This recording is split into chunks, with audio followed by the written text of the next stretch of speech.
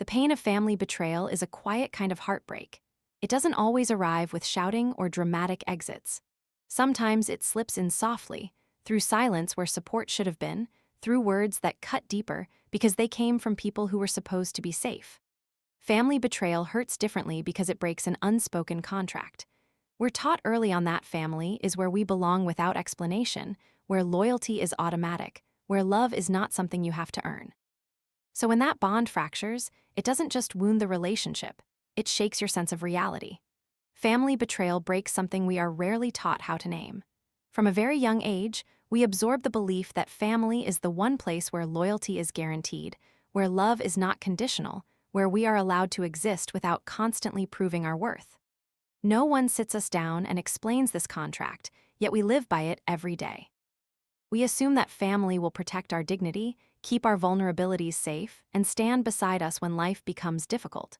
When that expectation is violated, the pain feels disorienting because it's not just about what happened, it's about what was supposed to never happen.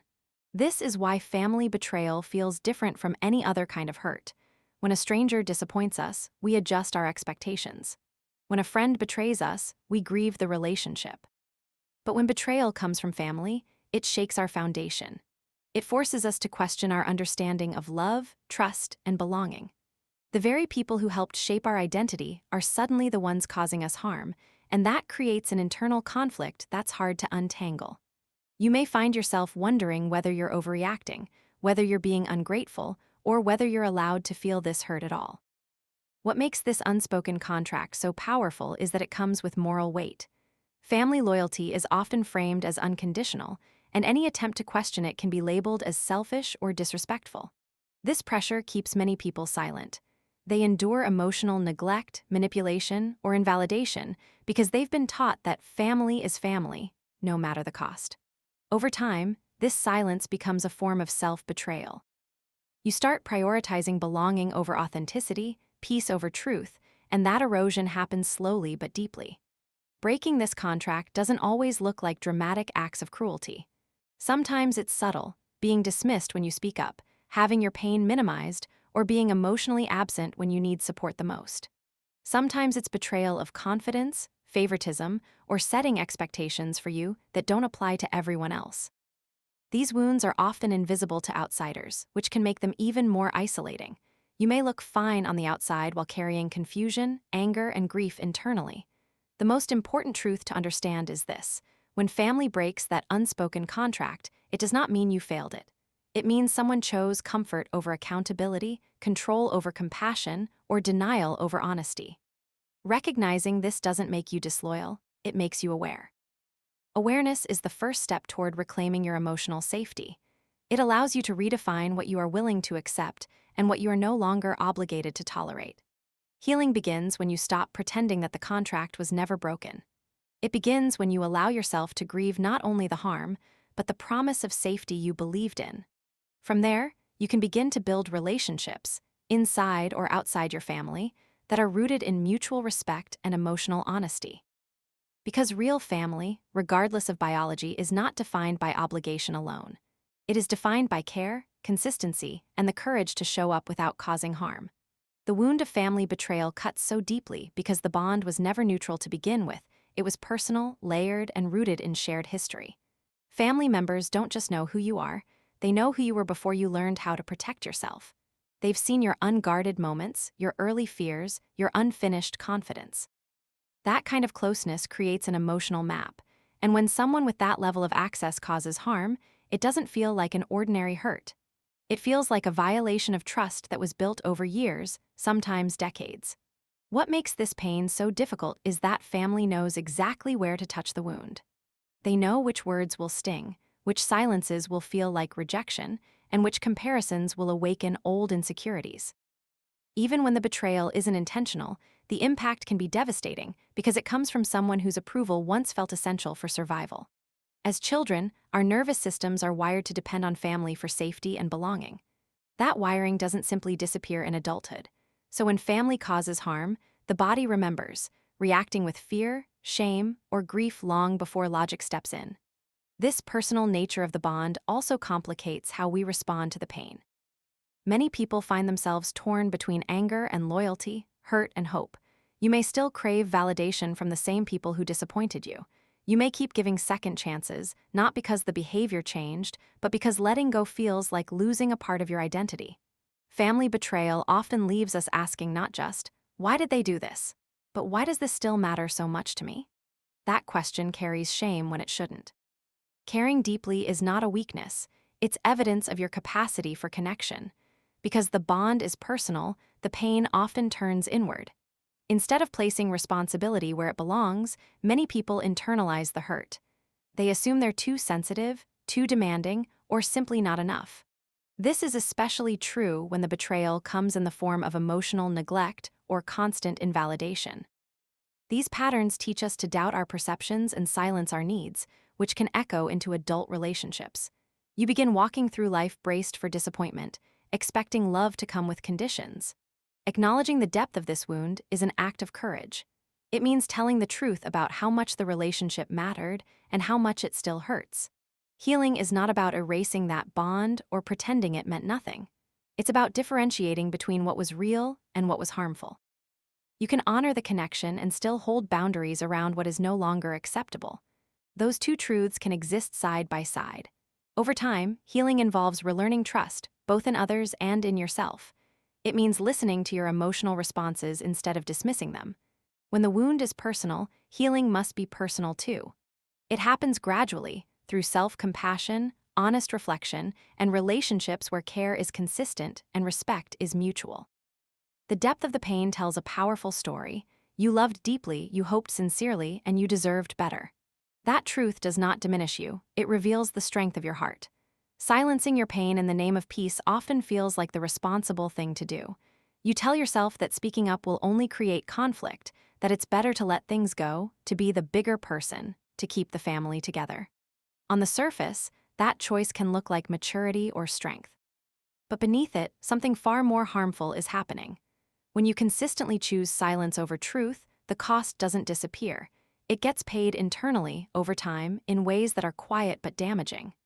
That silence teaches your nervous system a dangerous lesson, that your needs are inconvenient, that your feelings are a problem, and that love requires self-erasure. You may not even notice it at first. It shows up subtly, in the habit of second-guessing yourself, in the pause before you speak, in the automatic urge to downplay what hurt you. Each time you stay quiet to keep the peace, a small fracture forms between what you feel and what you allow yourself to express. Over time, those fractures widen, leaving you disconnected from your own emotional truth. The peace created by silence is often an illusion. It's not true harmony, it's avoidance dressed up as stability. Nothing has actually been resolved. The underlying issues remain untouched, waiting for the next moment of stress to resurface them. And because they were never named, they tend to return with more intensity. Resentment builds quietly, trust erodes slowly. What you don't say doesn't vanish. It settles into your body as tension, exhaustion, or emotional numbness. In family systems, silence is frequently rewarded. Those who don't rock the boat are praised for being understanding or easygoing. Meanwhile, those who speak up may be labeled as difficult, dramatic, or ungrateful. This dynamic can make it incredibly hard to break the pattern. You begin to associate truth with rejection and peace with compliance. But peace that only exists when one person silences themselves is not peace, it's imbalance. Someone's comfort is being protected at the expense of someone else's well-being. The long-term impact of this pattern often shows up in other relationships. You may struggle to express needs, avoid conflict even when it's necessary, or tolerate behavior that doesn't sit right with you. You may feel disconnected from your own boundaries, unsure where you end and others begin. All of this grows from the same root, the belief that your pain is too disruptive to be voiced. Healing begins when you challenge that belief. Speaking your truth doesn't mean being cruel or confrontational. It means acknowledging your experience and allowing it to exist without apology. Sometimes being honest will change the relationship. Sometimes it will reveal limits that were already there. Either way, you gain clarity, and clarity is safer than silence. Real peace doesn't require you to disappear. It doesn't ask you to swallow your pain for the comfort of others. True peace is built on honesty, even when it's uncomfortable. And choosing your truth, again and again, is not a betrayal of family, it's a commitment to your own emotional survival. When betrayal comes from family, the first place many of us look for answers is inward. We replay conversations, moments, and choices, searching for the mistake that must explain why it happened. This instinct makes sense. If the people closest to us pull away, lie, dismiss, or hurt us, it feels logical to assume we somehow caused it. But that assumption carries a quiet cruelty. It shifts responsibility away from where it belongs and places it firmly on your sense of worth. Betrayal is rarely about the value of the person being hurt. It is far more often a reflection of the betrayer's emotional limits, their inability to communicate honestly, to tolerate discomfort, or to take responsibility for their actions. Many people lack the tools to show up with empathy, especially in close relationships where accountability feels threatening. Rather than face their own shortcomings, they deflect, deny, or distance. That choice has everything to do with their internal capacity and nothing to do with your inherent value. Still, self-blame can be persistent, especially when the betrayal is repeated or subtle. Emotional withdrawal, favoritism, broken promises, or chronic invalidation slowly carve away at confidence. Over time, you may start believing that you expect too much, feel too deeply, or ask for more than you should. But wanting honesty, respect, and care is not a flaw. Those are not excessive demands, they are baseline needs in healthy relationships. When those needs go unmet, it reveals a gap in others' ability to meet them, not a defect in you. What makes family betrayal especially confusing is the history involved. Because these relationships go back so far, it's easy to believe the patterns define you. If you were overlooked, criticized, or scapegoated, you may carry the false belief that this role reflects who you are. In truth, family systems often assign roles based on convenience, fear, or unresolved issues passed down through generations. Being treated unfairly does not mean you deserved it. It often means you were placed in a role others were unwilling or unable to examine. Reframing betrayal is a powerful step in healing. It doesn't excuse harmful behavior or pretend it didn't hurt. Instead, it restores accuracy. Accurate understanding allows you to separate your identity from someone else's actions. You can acknowledge the pain while refusing to absorb the blame. This distinction is essential because when you stop internalizing betrayal, you free yourself from carrying burdens that were never yours to hold. Over time, this shift changes how you relate to yourself. You begin to trust your perceptions again. You stop negotiating your worth based on others' ability to show up. You learn that your value is constant, even when someone fails to recognize it. That understanding doesn't erase grief, but it creates stability beneath it. Healing from betrayal is not about proving your worth to those who hurt you. It's about remembering that your worth was never in question. The limits that revealed themselves in others do not define you. They simply tell the truth about what those people could not give. And knowing that truth is not a loss, it's a step towards self-respect, clarity, and emotional freedom.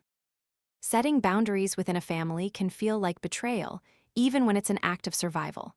Many of us grow up with the belief that loyalty means endurance, that loving someone requires tolerating whatever they offer, no matter how painful.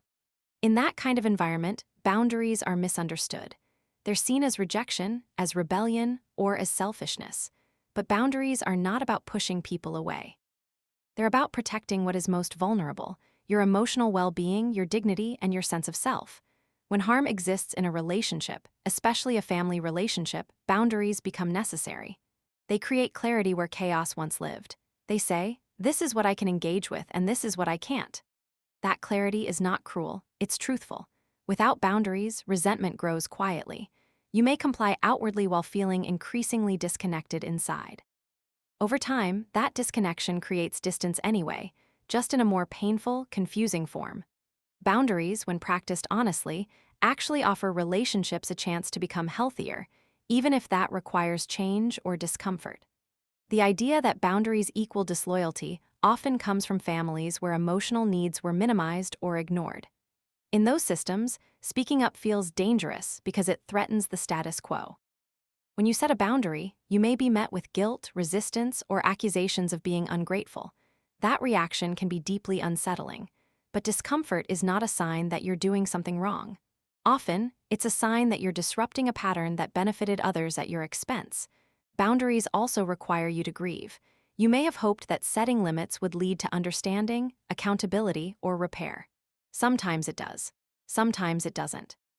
When it doesn't, the grief is real. not just for the relationship as it is, but for the relationship you wanted it to be.